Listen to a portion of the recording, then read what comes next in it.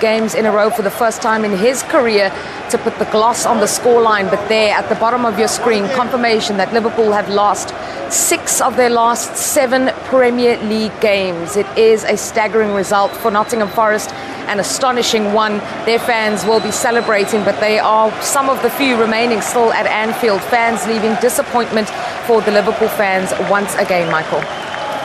Well, there's no hiding place, obviously, going forward. And that's just what happens when when you start losing your self-belief, your confidence. It starts happening like that. But in patches, Liverpool are still fat. I mean, that first 30 minutes, I was drooling over their performance, thinking this is brilliant. This is exactly what Liverpool are all about. And then it just, you can see the confidence just fading away as soon as they don't score a goal. Yeah, celebrations for the Nottingham Forest travelling fans. It's the first time they've won away this season, and what a ground to do it at, in what a manner that they've managed that victory. It's the second season in a row they've gone to Anfield and they've kept Liverpool from scoring, and they've left with all 3 points. Huge result for them, but from a Liverpool perspective, massive as well. Yeah, of course. I think if you look at Nottingham Forest's point of view, it's a terrific run at the moment, isn't it? Sean Dyche has come in now. I think that's 3 wins, 2 draws in his 6 games in charge. So what a turnaround. It's amazing a bit of structure and belief can have. But, they're on a real roll at the moment. But, yeah, like you said, Liverpool, they're testing the character at the moment. This is a run of form that they've not been in for a long, long time. Very, very difficult, obviously, now to retain a title, you would think, with the amount of losses they've had already. And it's a tough time. Like you said, a few seeds of doubt start to creep in, even with top players and top teams. It really is a tough period for Liverpool. That is the headline news. They've dropped as it stands to 11th in the Premier League. Of the match, plenty of moments to choose from, though, for that accolade from the Nottingham Forest point of view. Not so much from Liverpool, who really struggled, and Damien reckons that their manager might be under a fair amount of pressure sooner rather than later. So, second half kicks off. They've already had a bit of a little bit of a let-off with a goal being disallowed in the first half, which would have put them 2-0 up, put Forest 2-0 up. And yet, within a minute of the second half starting, this happens, Kenny. Yeah, first of all, I thought it was a mistake not making those changes at half-time. I think it warranted it. Until 1 minute into the second half, it's all over. McAllister, again, not near the pitch where you want him, 1v1 inside his own penalty box. It's not a strength in terms of defensive side of his game. He has to do better there. He gets done. Nico Williams is absolutely great, just checks it back into the space. There's a great run from Morgan to get wide to the near post. That kind of drags Van Dijk and Kanat to the near post there. You have a look at that. That opens up the space. Gakpo's a little bit late in reacting. Yeah, listen, it's really poor from McAllister. A minute into the second half, he's obviously come out lacking in concentration. And they deserve to be 2-0 up, because we spoke at half-time about that disallowed goal, which was a travesty. And they deserved that to go 2-0 up. And then once they got the nose in front, that low block just got tougher and tougher to break down. You say it was a lack of concentration at the start of the second half. I would have thought that that's a time where you're fully clued in. Like, maybe as you get tired, as the half goes on, it starts wobbling. You've had a break and you've come out and the ball's come inside, and it's an easy one for him to make the tackle, to just get his body in front of it. And invariably it favours him, because, Nico Williams is spinning around and he's the one that's in a good position. But he obviously just wasn't concentrating, wasn't strong enough, and Nico Williams skipped by him. Yeah, but it happens too often. This isn't an isolated incident, because this is what I'm talking about, that central midfield there. You can't trust him. Technically very good player, very good footballer, but makes too many mistakes. I don't trust him in that area of the pitch. Sloboslai's in his position there inside the box. He doesn't make that mistake. He's more aggressive. He's more switched on defensively. But these are the small things. There's loads of this, but this is where you start fixing it. This is where you start fixing Liverpool. Where do you start fixing? Well, there you go for a start. Get McAllister out of the team, get Sloboslai in that central midfield area. See, defensively, you're more solid. That's a start. They're all symptoms. Stuff like that are symptoms of a bigger problem, right? For a goal to go in, people make mistakes. It always happens, right? And you can always point to those mistakes. And people say, well, if we don't do that, but those mistakes are symptomatic of an underlying issue, that the players aren't as focused, as motivated, as hungry as what they used to be. So there's obviously a bigger issue at play here, the lack of oomph in their game for him to make those tackles. Forest certainly looked hungry and motivated under Sean Dyche, and Morgan Gibbs-White got their 3rd goal at Anfield. Oh, listen, man, we all have this moment when you're an old player, and unfortunately Andy Robertson's had a lot of them recently. He hasn't got the confidence to stand square with Amari Hutchinson, so he just edges that he's going to go down the line.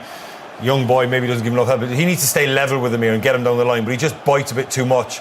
And then he can't work his feet, and that is just age, unfortunately, catching up with you. Alisson makes a reasonable save. Can he get it out of the danger area? Listen, it's a powerful shot, and then they're on their heels on the edge of the box as well, and it falls beautifully to Gibbs-White, and he finishes it brilliantly. But as I said, we did a Scotland game during the week, and he wasn't good, Andy Robertson. A lot of moments like that where people were skipping by him and he's getting caught out.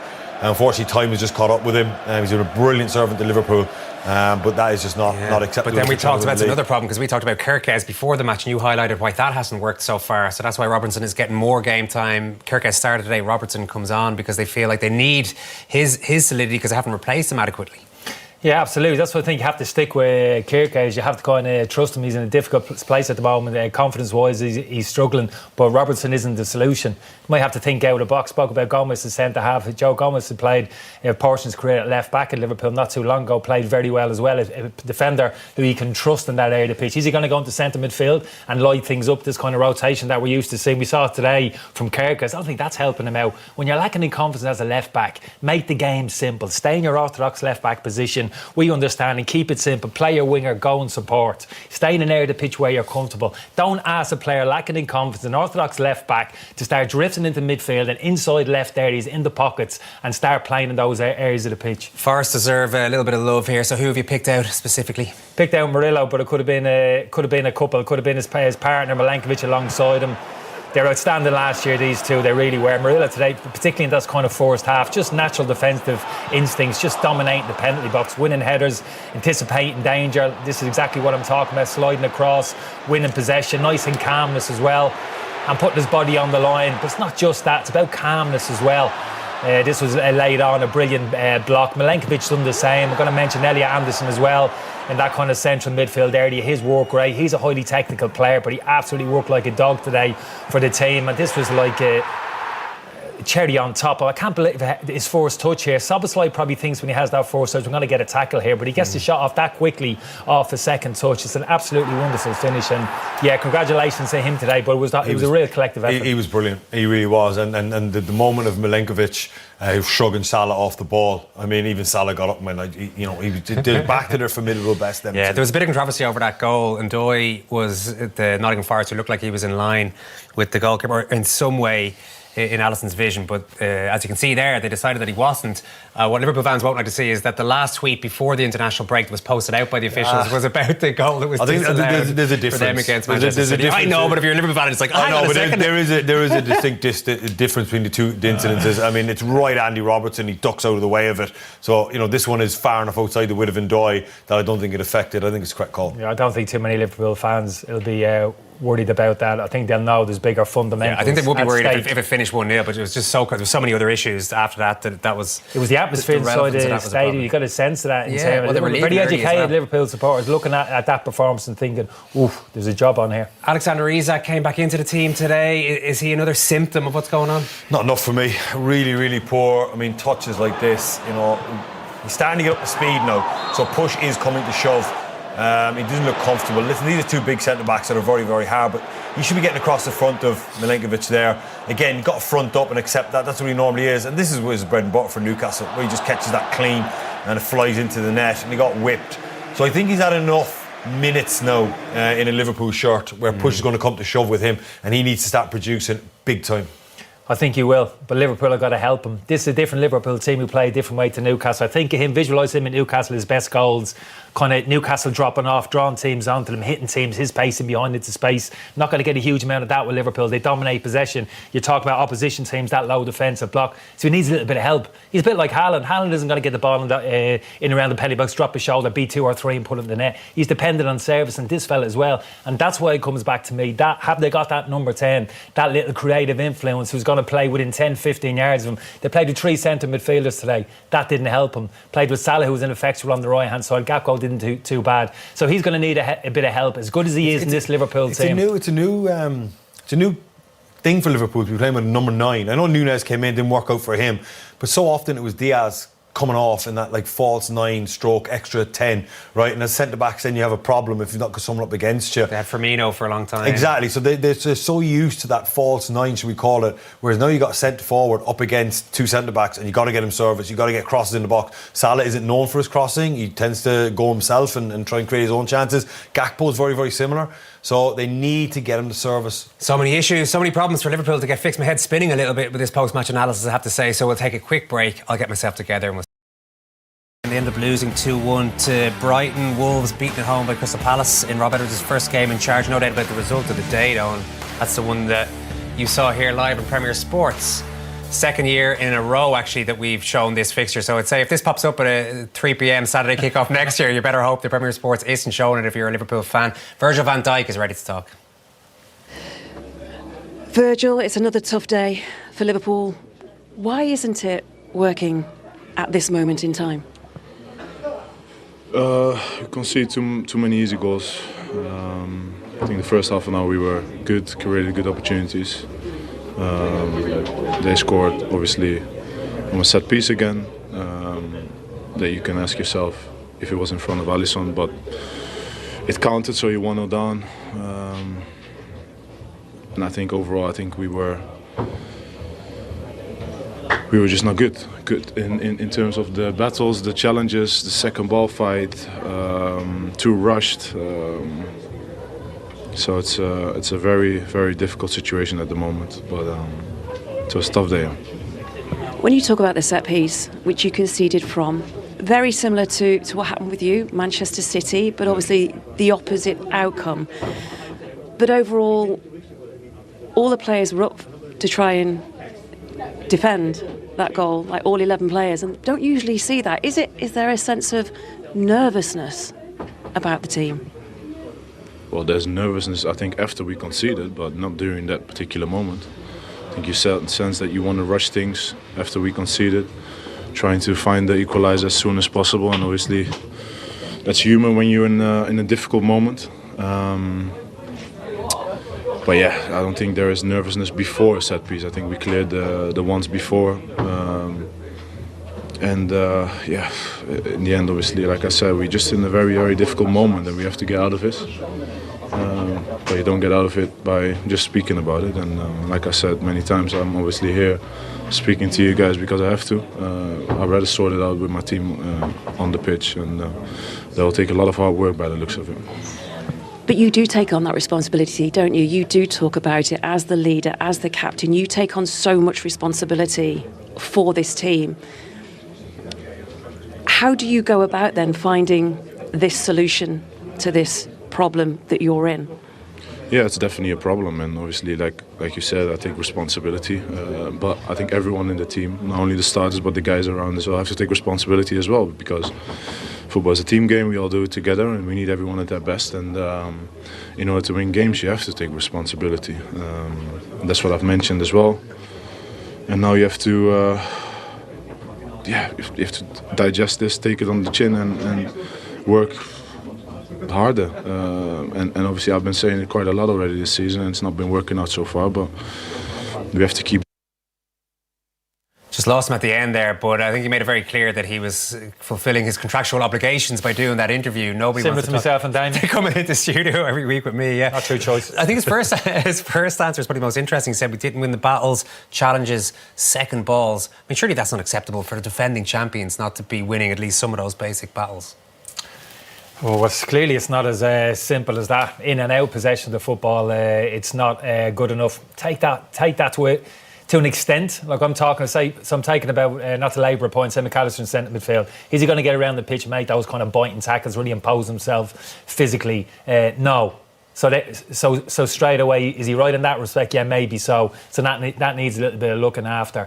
In terms of physicality and bite in other areas of the pitch, I'm not too sure. I look like a team that's lost a little bit at the moment, really kind of lacking in confidence. That's how I see it. Disjointed, out of balance, out of kilter. I'd never accuse this Liverpool team of lacking kind of character or bite or tenacity. No, these are the challenges. But it's their own captain who's saying that they need to be winning more second balls. You need to be winning, but the indication there is they're not quite the interview there. They're not quite trying. They're not easy-osy. I'd never accuse that Liverpool team of this. Before the match, you already said you didn't think they were going to be able to defend their title. Do you think the same thing now? I am aware before the game, I thought Liverpool were still in this title race, and I thought that they would get a head of steam up.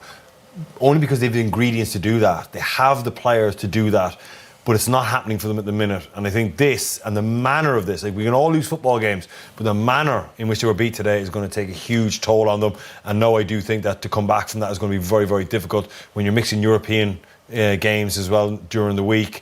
I don't know how close any of the injuries are in terms of Wirtz or Frimpong. Can they add anything to it? Or can anybody offer something that they're lacking at the minute? It's a tough one for him. Damien, thank you. Kenny, thank you so much. And to any Liverpool fans who are still watching. Nottingham Forest lead at Anfield. Let's look at the goal that put Liverpool behind, and it came from Murillo. Michael, take us through this one, please. Yeah, I mean, Liverpool have been really, really good in the first half an hour of the game, and of course a set piece, and that's been their undoing. It's almost been the story of the season so far. It's a lovely finish from Murillo. Yeah. You know, it gets flicked, he takes a lovely first touch, and it's out of his feet quick, and he smashes it into the bottom corner. Now, this could get a little bit controversial. Ndoye is in front of Alisson. He's not impeding his view. But I think his left leg is in an offside position. We have confirmation that he is offside. Right, well, if that's the case, then Liverpool fans are going to have a real complaint saying, well, if Andy Robertson's was given offside a couple of weeks ago against Manchester City, why on earth is that? He's right in the middle of the goal. Similar in terms of, yes, Alisson can see the ball, and so could, Manchester City's goalkeeper, Donnarumma, a couple of weeks ago. But the goalkeeper wouldn't have saved it regardless. I think that goal, despite him being an offside, should have stood. But I also think Andy Robertson should have stood as well. Yeah, major deja vu for Liverpool. Let's look at the official word from the match centre, the Premier League match centre. The referee's call of goal was checked and confirmed by VAR, with it deemed that Ndoye was not in the line of vision of Alisson and did not make an action that impacted an opponent. Same question for you, Gary. What are your thoughts on that incident and the offside? Yeah, well, it was obviously confirmed that he was offside. So my thing was, can Alisson see the ball? And I think you can probably see from this angle here, actually. He can. But so could Donnarumma 2 weeks ago. Here, he has a clear sight of view there. Yeah. So for me, that goal should stand, and it did. I agree with what Michael's saying, and Arne Slot will feel aggrieved for sure, having had that one. Yeah. Goalkeeper's never going to save it, is he? Never in a million years. He sees the ball, and he was never going to see it. Yeah. Never going to save it anyway. But as I say, I think it's very, very similar to a couple of weeks ago. Well, let's look at that one just before the international break, because obviously that's a big bone of contention. Yeah. What's the difference here? Well, the difference is that Andy Robertson makes a movement, doesn't he? He actually ducks out the way. But the rule states that it's got to be a movement towards the ball or affect an opponent. But what opponent is he affecting here? When Virgil van Dijk heads the ball, Donnarumma, you can quite clearly see, Andy Robertson's got nothing to do with him. This is the perfect angle. Donnarumma is never in a million years going to save that, whether Andy Robertson is there or not. That is my point. So he might slightly duck. He does slightly duck, but that doesn't affect an opponent, which is the bit that the PGMO will point to. It doesn't affect an opponent. Yeah, that should stand. But everyone realised, I think after the event, everyone believes that. And I think two wrongs don't make a right. I do think the Nottingham Forest goal should stand today. But you can imagine Liverpool fans around the world feeling, hang on a minute, we were robbed of a goal a couple of weeks ago and now one's been given. Yeah, they'll be raging. Just to follow on from what you said, Match Centre last week, or with that Andy Robertson incident, said that he makes an action. And then this week, very clearly, that Ndoye doesn't make an action. But that affects the opponent, Jules. It doesn't affect, that's the point. It has to affect the opponent. That does not affect Donnarumma. It doesn't affect him diving. It doesn't affect his sight. He doesn't affect anything. And nor does this one. This is not me saying, both of these goals should have box there. You could argue, some people around the world would be thinking, well, how can a person that stood right in the middle of the 6-yard box, in an offside position, in front of the goalkeeper, not be affecting it? Well, and that is a fair argument. But what I'm saying is that it's very difficult to justify one being given and one not. It's so close. It's so close. They're the reasons. But like you've just said there, with Manchester City game, there's no chance he's saving that, regardless of anything. He really isn't. So I can see why Liverpool fans will be fuming. I can see why Arne Slot and the players will be angry. But this is the reason he made the movement. There's the movement. In the game today, there was no movement, and that's the reason behind it, but very, very harsh. Yeah, but for Forest, that did stand. There was another incident and a big talking point, because this one was disallowed. I know you differ in opinions in terms of this. It was Igor Jesus, and we're just going to take a look at the incidents. The on-field incident was initially that it was a handball. What did you think, Michael? Well, I definitely think it hits the arm, but it looks to me like it hits quite high. Personally, when I look back at that, I don't think it hits a position on his arm that is handball. I think it's almost more under the armpit. And I think Liverpool have got away with it. I think that could be a goal. Now, the one thing going against Nottingham Forest in this situation is the referee's call of handball on field. Now VAR have looked at it and said, right, well, we can't find any reason, any concrete evidence to say it's not, the position on the arm, etc. So they've gone with the on-field call, which I'm fine with. But if you're asking me, what do you think? I probably think that's a goal, and Liverpool have got away with it. Yeah, no conclusive evidence is what it said. I mean, we've had to zoom in on it and stop and freeze and everything. What did you make of it? I've watched it 3 or 4 times now, and in open play, for me, that's a goal. There's not enough in it. That's a goal, and Liverpool are very lucky. Liverpool hoping to get back to winning ways, but it's not going according to plan for them. Forest won the